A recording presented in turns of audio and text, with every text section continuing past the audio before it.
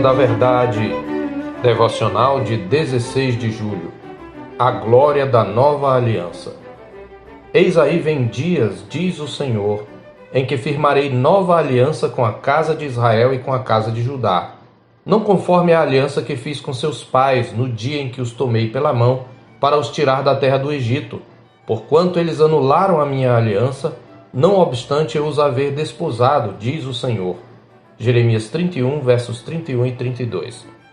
O capítulo 31 de Jeremias é uma promessa de restauração para Israel, cujo primeiro evento significativo seria o retorno do cativeiro, culminando, contudo, na era messiânica e no advento da nova aliança. O contexto desse oráculo de promessa é o do cativeiro que viria por causa da quebra da aliança. Ainda que por sua desobediência o povo de Deus tenha se tornado objeto da sua ira e desagrado, jamais deixou de ser alvo do seu amor e de sua misericórdia. Pois o amor de Deus pelo seu povo é eterno e a sua misericórdia infinita, como ele declara no verso 3 desse capítulo. De longe se me deixou ver o Senhor, dizendo: com amor eterno eu te amei, por isso com benignidade te atraí. Em sua imensa misericórdia, o Senhor traz promessas de livramento antes mesmo de o povo reconhecer o seu pecado. Ao mesmo tempo, ele enfatiza que não há restauração sem quebrantamento.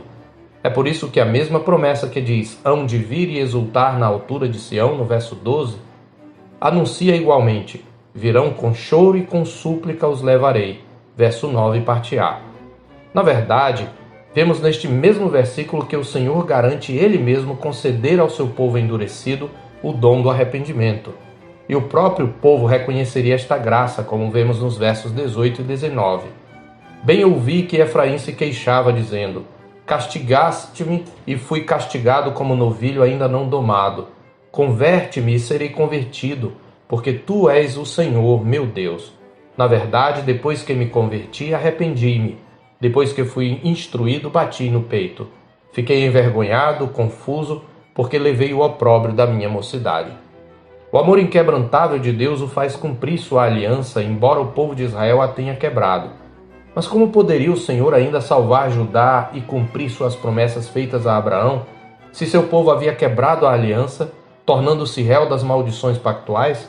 Como Deus poderia permanecer fiel às promessas, se o seu povo eleito havia sido infiel à aliança?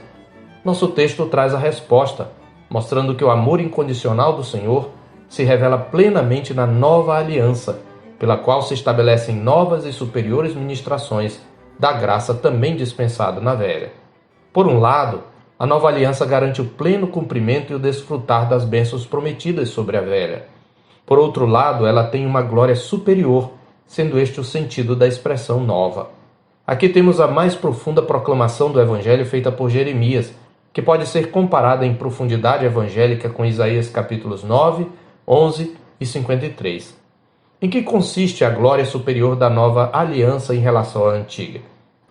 Vemos em primeiro lugar que, enquanto na velha aliança a lei era um código externo escrito em tábuas de pedra, na nova aliança a mesma lei de Deus é impressa na mente e inscrita no coração. É o que vemos no verso 33, parte A, porque esta é a aliança que firmarei com a casa de Israel, depois daqueles dias, diz o Senhor. Na mente lhes imprimirei as minhas leis, também no coração lhes inscreverei. É neste sentido que podemos dizer que a velha aliança era um ministério da letra, enquanto a nova aliança é um ministério do Espírito, como está escrito em 2 Coríntios 3, de 2 a 6. Em segundo lugar, enquanto na velha aliança era necessário o ofício mediador sacerdotal e profético para o ensino da lei e o conhecimento de Deus, na nova aliança cada um conhece pessoalmente a Deus, como diz o verso 34. Não ensinará jamais cada um ao seu próximo, nem cada um ao seu irmão, dizendo: conhece ao Senhor, porque todos me conhecerão, desde o menor até o maior deles, diz o Senhor. Isto não significa que o ministério de ensino não seja necessário, pois na nova aliança pastores e mestres foram dados com vistas ao aperfeiçoamento dos santos para o desempenho do seu serviço, conforme está escrito em Efésios 4, versos 11 e 12. Antes, a expressão não ensinará jamais cada um a seu próximo significa que o crente da nova aliança não depende mais da mediação sacerdotal ou do ofício profético para conhecer o Senhor e se aproximar dele, pois ele mesmo foi feito um sacerdote e tem a lei de Deus no seu coração. Em terceiro lugar, As barreiras sob a velha aliança entre o pecador e o Deus Santo seriam totalmente removidas e o acesso ao Santo dos Santos seria aberto, pois o Senhor proveria a perfeita expiação e o perdão completo dos pecados, como está escrito no verso 34b, pois perdoarei as suas iniquidades e dos seus pecados jamais me lembrarei. Isto tudo trazia a maior de todas as bênçãos da nova aliança, uma relação pessoal, viva e íntima com o Senhor. Eu serei o seu Deus e eles serão o meu povo, diz o verso 33, parte B. Em quarto lugar, enquanto a velha aliança consistia de múltiplos e repetitivos sacrifícios de animais que nunca jamais poderiam remover pecados, sendo apenas sombra e figura do Evangelho, a nova aliança foi sancionada com o sacrifício único e suficiente de Cristo, que pelo Espírito Eterno a si mesmo se ofereceu sem mácula a Deus, de uma vez por todas, para aniquilar pelo sacrifício de si mesmo o pecado, como está escrito em Hebreus 9, versos 13 e 14, verso 26 e Hebreus 10, versos 11 e 12. É nesta base que repousa a promessa de perdão da nova aliança. Enquanto a velha aliança, em quinto lugar, era essencialmente um ministério de condenação apontando para a realidade do pecado, a nova aliança é um ministério da justiça, pois traz a boa nova de que sem lei se manifestou a justiça de Deus testemunhada pela lei e pelos profetas. Justiça de Deus mediante a fé em Jesus Cristo para todos e sobre todos os que creem, como está escrito em Romanos 3, 21 e 22. Em sexto e último lugar, enquanto a glória da velha aliança era desvanecente, ou seja, era temporária, e foi diminuindo com o passar do tempo, a glória da nova aliança é crescente e permanente, como está escrito em 2 Coríntios 3, de 7 a 18. É por isso que, à medida em que a história da salvação caminha no Velho Testamento, a realidade da depravação de Israel torna-se mais marcante, culminando com o cativeiro, e os mediadores da aliança, os reis e sacerdotes, fracassaram. Mas longe de representar o fim da história da salvação, esse desvanecer prenuncia um novo começo, o cumprimento de todas as promessas estabelecidas sob a velha aliança. É sobre este novo começo que Jeremias está falando. E nós, vivendo sob a nova aliança, partilhamos pela graça de Deus em Cristo do ministério da justiça e do Espírito, cuja glória não desvanece, mas se renova de dia em dia, como está escrito em 2 Coríntios 3, 18 e 4, 16 a 18. A velha aliança teve a sua glória, porém era imperfeita, pois foi instituída como sombra e figura da nova aliança, esta selada com o sangue de Cristo, conhecido com efeito antes da fundação do mundo, porém manifestado no fim dos tempos por amor de nós, como está escrito em 1 de Pedro 1, 20. Pelo novo e vivo caminho consagrado pelo véu da carne de Cristo rasgada na cruz, podemos desfrutar de pleno perdão e comunhão com Deus.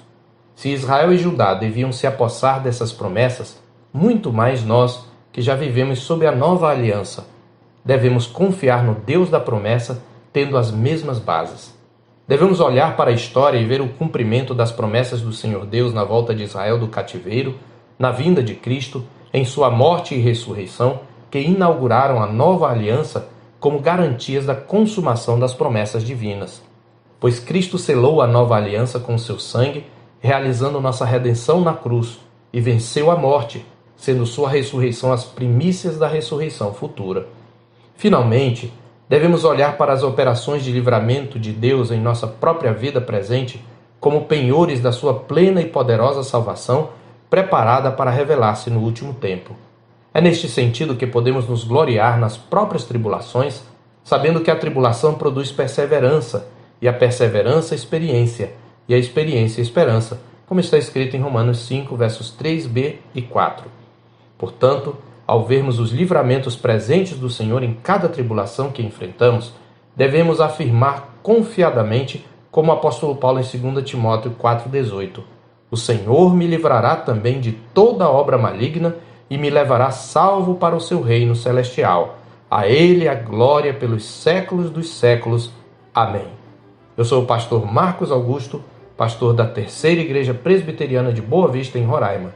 Tenha um bom dia na paz do Senhor Jesus.